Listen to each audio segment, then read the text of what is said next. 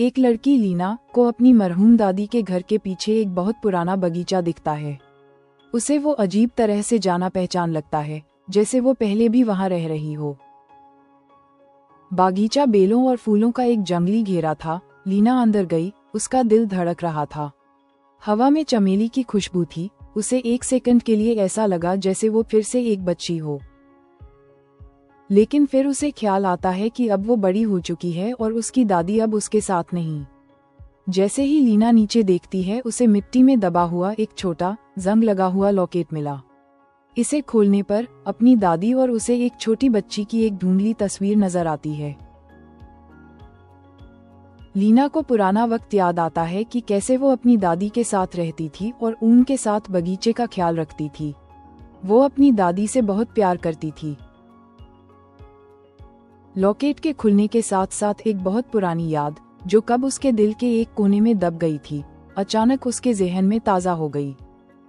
एक ऐसी याद जिसे भूल जाने का एहसास भी कभी नहीं हुआ था।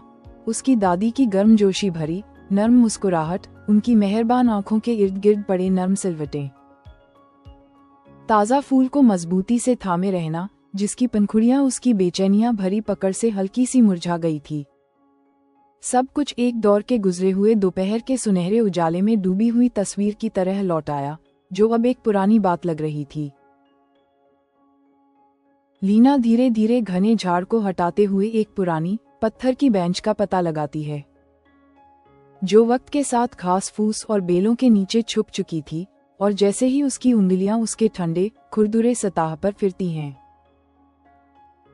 उसकी नजर उसमें गहरे से उखड़े गए शब्दों पर पड़ती है, जहां यादें खिलती हैं, जो ना सिर्फ बेंच की पुरानी चाल को, क्योंकि एक छुपी हुई कहानी को भी बयान कर रहे थे, जैसे किसी दूर भूले हुए पल की एक बिखरी याद, जो इस छोटी सी जगह के कोने कोने में अब भी मौजूद थी।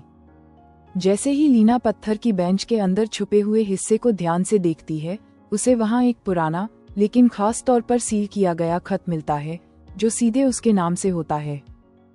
लीना देखती है कि ये खत उसकी दादी ने कई सालों पहले लिखा था, एक ऐसी बात जो वक्त की धूल के नीचे दब गई थी, मगर आज एक अनजाने मोड़ पर उसके सामने उभर कर आ गई। उसके हाथ हल्का सा कांप रहे थे जब उसने खत पढ़ना शुरू किया। उस खत में लिखा था, मेरी प्यारी लीना, अगर तुम ये पढ़ रही हो तो इसका मतलब है कि तुमने हमारी खास जगह ढूंढ ली है।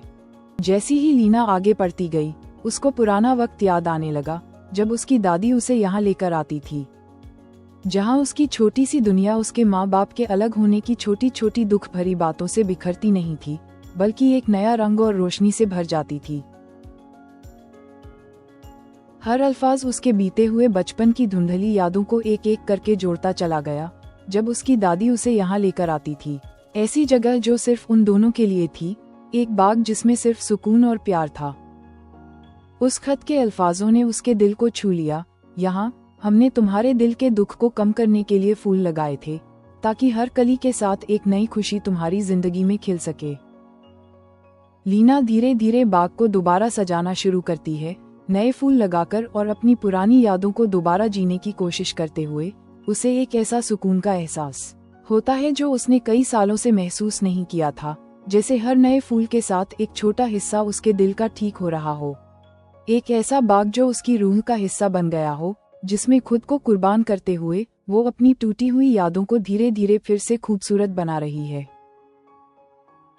उसे महसूस होता है जैसे एक ऐसी रोशनी जो अंधेरे के बाद नजर आती है। लीना अपनी दादी का सालों पहले लगाया गया एक पौधा ढूंढती है, जो अब एक दरख्त बन चुका है।